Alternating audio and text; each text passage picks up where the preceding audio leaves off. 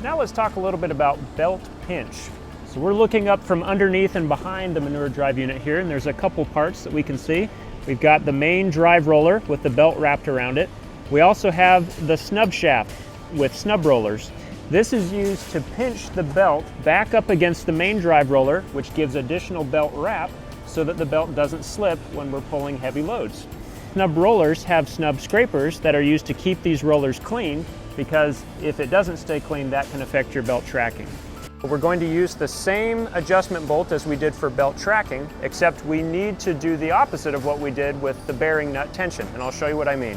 We'll go ahead and remove this cover, and we're on the spur gear side of the drive unit. Again, we're making sure that the unit is powered down and will not come on.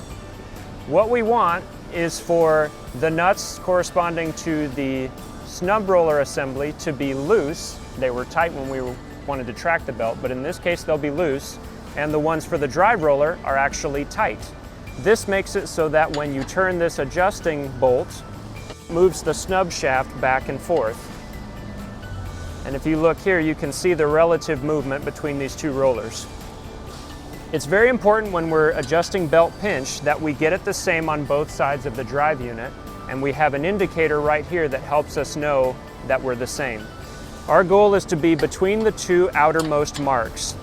If we're outside of that range, the gear teeth won't mesh properly, so we want to make sure that we're somewhere between the outer two marks on both sides. Turning the bolt clockwise brings the snub shaft forward, whereas turning it counterclockwise pushes the snub shaft backwards. So set it to where you want for this side, and then we can move to the chain and sprocket side.